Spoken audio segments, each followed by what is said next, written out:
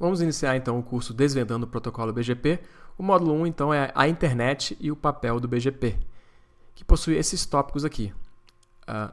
Nessa aula a gente vai falar desse primeiro tópico, então o funcionamento da internet e o papel que o BGP possui na internet. Mas posteriormente falaremos então dos PTTs, né, os Internet Exchange, o que são, a importância deles, a função, né? Vamos falar um pouco do funcionamento do processo de roteamento. Então é uma aula mais para nivelar aí o conhecimento dos alunos. E por fim a gente vai comparar e classificar os diferentes protocolos de roteamento, né? O BGP é um protocolo de roteamento e, portanto, ele também vai ser inserido aí nessa classificação. Então eu inicio com a pergunta: qual é a relação do BGP com a internet atual, né? Essa entidade aí tão importante nas nossas vidas. Então, primeiro, a internet, pessoal, ela só funciona por causa do protocolo BGP. O BGP, então, ele é um protocolo. O que é um protocolo? Nada mais é que um conjunto de regras para atingir um propósito. Qual que é o propósito do BGP? É descobrir rotas. Então, dentro da internet você tem uma infraestrutura complexa de vários caminhos possíveis e você precisa descobrir as rotas. O BGP é o responsável por isso. Então, a internet só funciona por causa do BGP. Por sua vez, o BGP ele é posterior à internet. Ele só surgiu por causa da internet. Foi uma demanda que a internet tinha, uma carência de alguns serviços, e eis que o BGP veio substituir alguns protocolos antigos que não estavam dando conta, né? Então o BGP apareceu e resolveu alguns problemas. Então existe uma espécie de relação de gratidão entre os dois, né? É como se a internet tivesse dado um emprego para o BGP. Né? E como eu falei para vocês, o BGP ele veio substituir algumas carências de protocolos legados, antigos. Então é legal a gente situar isso, né? A gente vê os primórdios da internet, dar uma pincelada aqui no histórico. No início, pessoal, a internet era conhecida como ARPANET, era uma rede militar nos Estados Unidos, instalada em centros acadêmicos. E antigamente era tudo feito de maneira manual. Então, imaginem, até porque era menor, né? Era uma rede menor, mas mesmo assim era uma coisa complexa, né? Porque imagina você lidar com as rotas de maneira manual, sem uma automatização, isso dá trabalho. E então os engenheiros perceberam que, vamos criar aqui um protocolo para tornar isso aqui dinâmico. Então eles pegaram alguns roteadores núcleo, roteadores centrais, e fizeram com que eles ficassem trocando informações de roteamento. Né? Então, surgiu aí a ideia dos roteadores core routers ou core gateways, porque antigamente gateway era o termo utilizado para roteador. Esse protocolo para trocar rotas, então, é o GGP, Gateway to Gateway Protocol, nesse grupo de roteadores centrais. Esses roteadores, pessoal, eles tinham um conhecimento total da internet. Agora, existiam outros roteadores que não estavam nesse núcleo.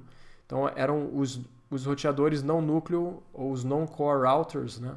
Non-core gateways, que eram roteadores periféricos. Eles não tinham a visão completa da internet, mas eles sabiam encaminhar os pacotes para quem sabia, né? Então, eles sabiam encaminhar para o backbone, para o núcleo. E essa comunicação entre os roteadores não núcleo com esse núcleo era feita através do protocolo EGP. E aí formou-se aqui a ideia de sistema autônomo, né? Sistema autônomo seria o quê? Uma rede com uma administração própria. Então você tem aqui um grupo de roteadores e eles estão sob uma mesma administração, né? Dentro desse sistema autônomo você roda um protocolo chamado IGP, um protocolo interno. Interior Gateway Protocol, né? Então vai rodar o EGP entre esses sistemas autônomos marginais, né, periféricos, com o sistema autônomo núcleo. E aí, pessoal, o que aconteceu? Eles perceberam que essa arquitetura, que era uma arquitetura hierárquica, né, que tinha esse núcleo, esse backbone, ela não estava sustentando o crescimento grande da internet. Então você estava tendo problema de escalabilidade. Então eles perceberam que uma arquitetura que não fosse hierárquica, uma arquitetura que fosse plana, atenderia melhor esse requisito. E foi o que eles fizeram. Eles acabaram com esse núcleo, né, esse backbone, esse sistema autônomo núcleo, e criaram a ideia de sistema autônomo, mas todos os sistemas autônomos agora, eles tinham a mesma importância, a mesma hierarquia, não tinha mais esse core, esse núcleo, né? Porque antigamente todo o roteamento aqui, todos os pacotes, ele encaminhava para o backbone, que era quem tinha as rotas, né? Então aqui era só um repassador praticamente. Agora não. Agora todos os sistemas autônomos têm uma mesma importância, uma mesma hierarquia, e aí eles trocam as rotas entre eles. Com o fim do Core Gators, né, do backbone, o GGP sai de cena e fica então apenas os protocolos IGP internamente dos sistemas autônomos e o EGP para trocar a rota entre AS, né, entre sistema autônomo. O problema, pessoal, é que eles perceberam também que o EGP também estava deixando a desejar. Eles viram que loops de roteamento vinham ocorrendo e também o EGP não estava permitindo você configurar roteamento baseado em política. Então, você conseguia basicamente fazer apenas roteamento baseado em critérios técnicos. E nesse escopo entre administrações é importante você tomar decisões políticas também, né? E o EGP não conseguia fazer isso, você não conseguia aplicar essas políticas. E é aí que o BGP entrou, né? O BGP tinha essas qualidades. Ele tinha seus métodos para evitar loop de roteamento. A gente vai ver até no curso, né? Ele utiliza o AS-Path, o caminho aí da rota, em que AS que a rota passa. E também você consegue aplicar aí políticas baseadas em critérios políticos, né? Não necessariamente técnicos. Então, o BGP vem aí substituir o protocolo EGP. De maneira que hoje o GGP e o EGP são protocolos legados. E a gente sabe, então, que o mundo hoje está totalmente baseado na internet. Quem aí se imagina vivendo sem internet, né? É difícil, né? A gente tem até a piadinha aí com o Náufrago, né? O Castaway. Como é que eu me sinto quando eu fico um dia sem internet? E realmente é difícil, né, a gente ficar desconectado nos dias de hoje. É meio que impensável. Até porque, com o tempo, todos os serviços que a gente tinha fora da rede foram sendo migrados aos poucos para a internet. E hoje em dia a gente consegue fazer praticamente tudo, né?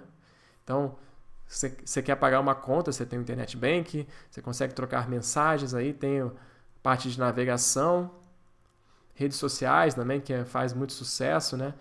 Parte de mídia, então você tem vídeos que você consegue assistir, conteúdo musical, né? Tem o Netflix também para assistir filme, parte de comércio eletrônico também muito forte. Eu vejo que tem pessoas que praticamente só compram pela internet hoje em dia. Então a internet hoje tem um papel absurdo nas nossas vidas, né? E o BGP, ele sustenta essa internet. Então, por consequência, o BGP tem um papel importante nas nossas vidas, sem a gente perceber. Tá, e o que é essa internet que a gente está falando, né? O usuário tem essa visão simplista, né? Então ele tem um computadorzinho dele aqui, ligado a um modem, e o cabo sai pela parede e vai para essa nuvem mágica, onde todos os serviços que ele necessita estão hospedados e da onde ele puxa aí as informações e também onde ele faz aí ele manda as informações, né? Hoje em dia também é muito comum você não ter mais esses desktops, né? Pelo celular mesmo, via rede sem fio, você já chega na internet. É uma figura antiga, né? Essa figura do curso de boas práticas aí do Nick BR, um curso muito bom, por sinal, eu recomendo. Mas a gente, como profissional de telecom, a gente precisa ter uma visão mais apurada da coisa, né? Não uma visão tão simplista. Então, o que é a internet? A internet nada mais é do que uma rede de redes. Então, ela é uma rede de várias redes independentes. Cada rede, então, tem uma administração própria, onde decisões são tomadas, decisões de como encaminhar pacotes internamente, como vai ser a minha topologia internamente.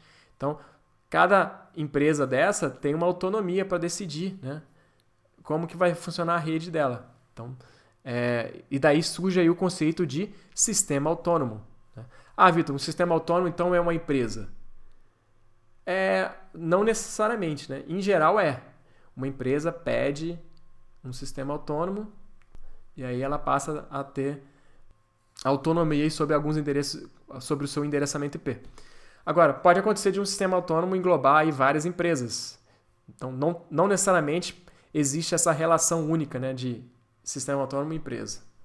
Esses sistemas autônomos, eles precisam de um identificador único, né, o ASN, Autonomous System Number, que inicialmente ele tinha 16 bits, o que possibilitava aí 65.530 e tantos identificadores, o que percebeu-se que era pouco para nível mundial, né, 65 mil empresas apenas. Então eles mudaram isso e passaram a colocar um ASN de 32 bits, então, como é hoje em dia. Então a internet é essa rede de várias redes independentes, de vários sistemas autônomos. Então o desafio está aonde, né? É na construção dessa inteligência aqui para que o pacote do usuário ele trafegue por esses caminhos e seja escolhido o melhor caminho possível até o serviço que o usuário deseja, para que o usuário tenha a melhor experiência possível. O segredo está aqui, nessa inteligência, no roteamento, né? No roteamento aí dos pacotes, na escolha dos melhores caminhos. Quando eu falo no conceito de melhor caminho, prestem atenção, melhor é um conceito relativo. Você tem o melhor aqui para o cliente, você tem o melhor, por exemplo, para a coletividade, e você tem o melhor para cada ente aqui que forma a internet, então para cada sistema autônomo. Então, às vezes, o que é melhor para o cliente não é o melhor para um provedor de trânsito aqui no meio, né? Então, vamos imaginar que esse provedor aqui tem um link aqui bastante rápido, com pouca latência, e um link aqui internacional com alta latência, porque a distância é grande, por exemplo, um link que passa lá pelos Estados Unidos. Porém, esse provedor ele vende trânsito através desse link. Então, para ele é interessante mandar tráfego por aqui, porque ele ganha dinheiro quando há pacotes transitando aqui. Então, ele deixa de tomar uma decisão técnica e toma uma decisão baseada num critério financeiro, né? Poderia ser considerado também um critério político. Então, percebam que o cliente ele vai pensar no critério técnico, né? O provedor nem sempre. A internet é formada por entidades descentralizadas, entidades com visões distintas, são sistemas autônomos. Então, eles vão ter sua visão, cada um vai ter sua visão do que é melhor. Esses sistemas autônomos, eles podem ser classificados como provedores de acesso ou trânsito, provedor também conhecido pela sua sigla ISP, né? Internet Service Provider. Então, o que é um provedor de acesso ou um sistema autônomo de acesso? É aquele sistema autônomo que está mais na extremidade, que atende aí usuários finais, né? Ele serve aqui de ponte do usuário final para a internet. E você também tem o conceito de provedor de trânsito. O provedor de trânsito é o quê? Ele é responsável por conectar dois AS distintos. Então, geralmente, ele vai estar mais aqui no centro, né? Aquelas empresas que formam o backbone da internet, que possuem aí cabos oceânicos, né? Que formam a infraestrutura da internet, esses são provedores de trânsito, né? O grande papel deles não é prover internet para usuários finais, mas sim trafegar pacote de sistemas autônomos diferentes. Transitar pacotes, né? É fazer trânsito. E importante aqui, pessoal, o fato de um sistema autônomo ser de acesso, ser um provedor de acesso, não impede também dele ter a função também de um AS de trânsito. As funções não são excludentes. Reparem nesse AS em vermelho. Ele é um provedor de acesso, mas ele também pode ser um provedor de trânsito, a partir do momento que ele trafega pacotes desse AS 499 para esse 502 aqui, esses dois AS em azul. Se ele transitar esses pacotes, ele passa a ser um provedor de trânsito, né? E aí cabe a ele essa decisão. É vantajoso para mim eu transitar pacotes desse AS para esse? Eu tenho algum benefício com isso? Seja ele benefício técnico ou financeiro? Isso precisa ser avaliado. Eu vou transitar seu pacote aqui, mas se você deixar eu transitar o pacote pela sua rede, aí a gente tem um acordo mutuamente benéfico. Então ele fecha uma parceria e deixa passar pacote. É o que a gente chama de peer, que a gente vai ver no curso aí, né? Nos modelos de interconexão. Então, cabe a ele medir isso, aferir se vale a pena, e aí você fecha acordos aí, contratos. Pode acontecer do AS vir aqui e falar, não é vantajoso para mim eu transitar seu pacote para esse outro AS, cara. Sinto muito. Eu não tenho obrigação nenhuma de passar seu pacote. Se vira aí. E aí esses dois AS, para se comunicarem, eles vão ter que achar um caminho alternativo aqui. Né? Então, provavelmente vão usar um caminho aqui bem mais longo. Mas é o jeito, né? Já que esse AS não aceitou ser trânsito deles dois. Então, tem muito isso também, pessoal. Essas negociações entre os sistemas autônomos, né? Se vale a pena trafegar pacote um do outro, se um lado vê que não é benéfico, vai precisar negociar aí uma compensação financeira. Eu passo, mas se você me pagar tanto, né? Enfim, isso precisa ser acordado. Tá, então vamos falar aqui um pouco sobre a comunicação entre esses sistemas autônomos. Então, cada sistema autônomo ele tem a autonomia, né, a independência de decidir que protocolos rodar dentro de sua rede. Então, dentro da sua rede, eles vão rodar o que a gente chama de protocolo IGP, Interior Gateway Protocol, também conhecido como IGP, né?